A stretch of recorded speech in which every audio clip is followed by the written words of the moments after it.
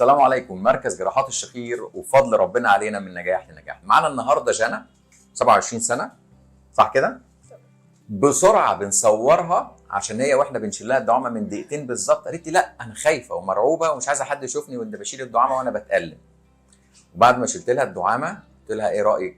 قالت لي لا قولي. مش مصدقه اللي انا فيه. ازاي؟ لا مش مصدقه ان انا بتنفس عادي. انا ما كنتش بتنفس كده. كم سنه كنت تعبانه؟ لا خدي 10 نفسك سنين. 10 سنين؟ 10 ده انت سنين. كلك 27 سنه ولا هو بالظبط 28. 28 سنه. من وانا عندي 18 سنه وانا عندي المشكله دي. معقوله؟ والله العظيم. وكنت خايفه من العمليه وكله لا مش محتاجه عمليه ما اعرفش ايه. رحتي لدكاتره كتير؟ انا كشفتي؟ قالوا لك ايه؟ على ان مناخيرك مسدوده، ما عملناش غير حاجز انفي وكان عندها غضاريف صغرناها بس. ايوه. قولي بقى. عندي 3 دكاتره. قالوا لي لا مش محتاجه عمليه وعلاج وكده. وخدت علاج؟ وخدت علاج. اتحسنتي؟ بس بما اني ما كنتش بتحسن فكنت بسيبه ما بكملش. ده شيء طبيعي. ودكتور بس هو اللي قال لي اعمل لك عمليه.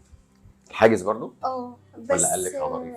قال لي حاجز وغضاريف. كويس. بس بعدها برضو ايه يعني حصل لي ظرف كده وبعد كده قلت خلاص بقى ماليش نصيب ان انا اعملها وخلاص. كويس. بس لما شفت حضرتك بصراحه على قناه القاهره والناس قلت لا انا هاخد التجربه. اشمعنى بقى؟ اشمعنى؟ ما اعرفش نصيب بقى. ما اعرفش. نصيب انا. نصيب. تمام. بس قلت لا هاخد التجربه لان محتاجاها قوي. كانت مناخيرك مكتومه؟ جدا. ازاي؟ او لدرجه ايه؟ لدرجه ان انا على طول عندي صداع بسبب اني ما بعرفش اتنفس كويس. دايخه. لو نزلت وانا صايمه مثلا في الشمس او كده دي كانت بتبقى بالنسبه لي كارثه. صداع على طول ماسكك؟ صداع ودوخه وترجيع. يا نهار ابيض كل الكلام ده؟ احنا عملنا العمليه تقريبا 10 ايام كده. قولي لي ايه الاخبار؟ بصراحه كنت براقب. بصراحه انا بحب كلمه بصراحه دي جدا. قولي. ما تقلقش من الصراحه عندي اكيد. كنت براقب نفسي يعني انا نزلت والدعامه جوه مناخيري. والدعامه جوه مناخيري. انا راقبت نفسي فكره ان انا انزل مشوار طويل ومجهود وكده. وهي اوريدي جوه مناخيري. لا انا ما تعبتش. معقوله؟ والله مع اني يعني هي يعني مش زي ما بعد ما شلتها النفس مختلف تماما. بس لا انا ما تعبتش. انا خرجت مرتين بالنهار وانا كنت لما بخرج بالنهار عملت نفسك اختبار عملي وانا ما تعبتش يعني. حتى انا كنت لسه بكلم ماما امبارح كنت ماشيه مشوار طويل.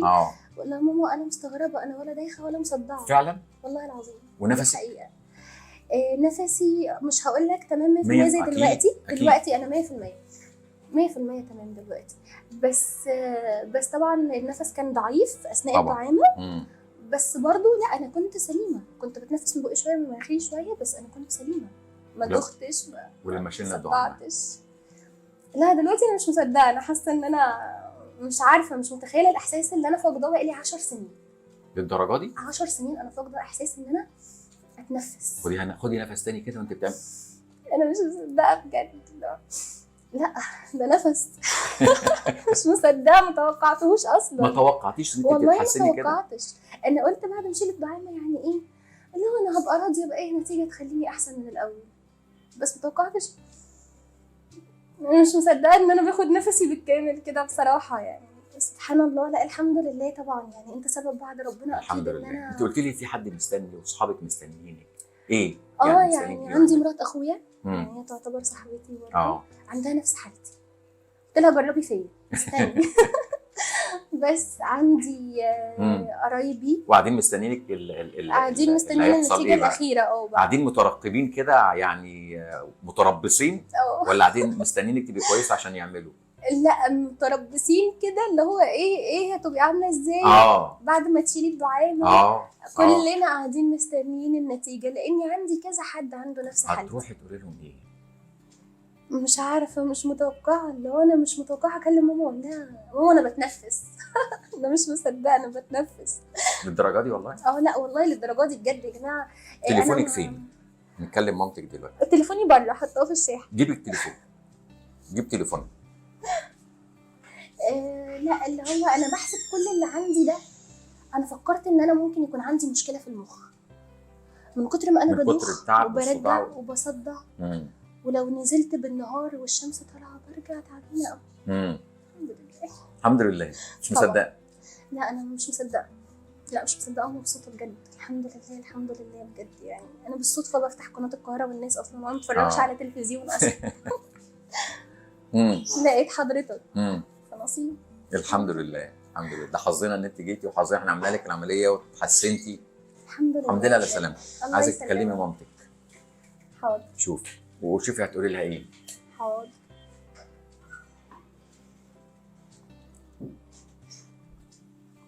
انا كنت بقول لها انا هاخد برد مخصوص عشان احس ان انا مناخيري طبيعيه. قولي على السبيكر بقى.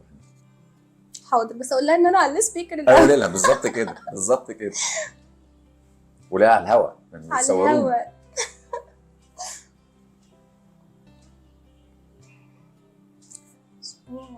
مش عارفه ارد على نفسي.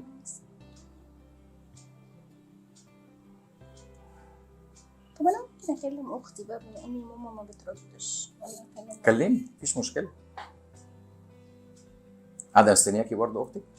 لان غالبا برضه المشكله اللي عندها هي مشكلتي. بس انت عارفه ان الحاجز ممكن يبقى وراثه. ما هي ماما عندها. بيبقى وراثه. ماما عندها، بس ماما من زمان ما بتقتنعش. شيماء هكلمك على السبيكر دلوقتي عشان اقول لك احساسي حاليا عامل ازاي، ماشي؟ بس احنا على الهوا. استني زي ما انتي. شيمو بصي انا مش متخيله ان انا بتنفس بجد. بجد والله؟ حياة ربنا انا فعلا باخد نفسي زي قبل ما يجيلي الموضوع ده خالص. طبيعي ما شاء الله. بس يعني اللي هو باركيلي بقى. مبروك وسلمي على الدكتور. انا معاكي يا شيمو، ازيك؟ ازيك يا دكتور، عامل ايه؟ احنا بنصور جنى. وقالت لي انا عايزه اتكلم، قلت لها اتكلمي على طول. ليه؟ هي كانت تعبانه يا شيمو جامد؟ جدا جدا يا دكتور. ازاي؟ والله العظيم كانت تعبانه، ما كانتش بتعرف تتنفس كويس خالص. كانت اصلا بتقوم من النوم بسبب الموضوع ده. معقوله؟ والله العظيم. انت عايشه معاها في البيت؟ مش قوي، هي متجوزه. عايشين مع بعض. ده كانت طول حتى الفتره اللي انت كنت معاها كانت بتشتكي جامد؟ جدا جدا جدا، كان عامل لها ازمه فعلا. كانت دايما نفسيتها تعبانه بسبب. لما سمعتيها ان هي بقت كويسه وبتقول لك انا مش مصدقه، انت عايزه تقولي لها ايه؟ لا بجد عايزه اقول لها ان انا مبسوطه جدا وحياه ربنا ان هي بقت تتنفس زينا. كانت حرام الاول تقوم من النوم من كتر التعب، على طول نفسيتها تعبانه. بس الحمد لله انا فرحانه قوي وحياه ربنا قوي بجد. تسلم ايدك يا دكتور. الحمد لله. الحمد لله على سلامتها يا شيمو، الحمد لله على سلامتها. حاولنا نكلم ماما بس تقريبا التليفون ما ردش. ايوه ماما تلاقيها مش شايفه، بس بجد ما شاء الله الله اكبر. الحمد لله على السلامه. كويس ان احنا سمعنا صوتك برضو، وتقولي لنا كان اخبارها ايه. انت اول واحده بعد الدعامه بتقول لك ان هي بقت كويسه. الحمد لله طبعا، الحمد لله. الفضل يرجع ليك بعد. الحمد لله الحمد لله على سلامتها. الله يسلمك يا دكتور. ميرسي. العفو. الله يسلمك. باي باي يا شيمو. باي باي. يلا يا ستي، الحمد لله على السلامه. الله يسلمك. الحمد لله على السلامه. ميرسي قوي. مش عارف اقول لك ايه، بس انا مبسوط جدا ان انت بقيتي مبسوطه، ومبسوط ان انت بقيتي تتنفسي، ومبسوط ان انت اختك. شوفي رد فعلها عامل ازاي. أيوة. لما اختك كده، امال مامتك هيبقى شكلها عامل ازاي؟ ماما هتفرح جدا، ان ماما كانت بتخاف عليا قوي وقت ما يجي لي صداع وترجع. طبعا. بس الحمد لله. يلا الحمد لله على السلامه. الله يسلمك. الحمد لله على السلامه. انا بصراحه اندمجت في الكلام وما خدتش بالي، والفيديو طول. معلش اعذرونا، لكن الحاله هي اللي بتخلينا نتكلم ونتفاعل يا جماعه. والله الحمد لله على سلامتك تاني. الله يسلمك يا دكتور. الحمد لله على سلامتك. ده فضل من ربنا يا جماعه والله، علينا وعليها وعلى كل الناس. الحمد لله طبعا. وزي ما بنقول دايما، اللهم علمنا ما جهلنا وانفعنا بما علمتنا. تحياتي ودعواتي الدكتور هشام ابراهيم.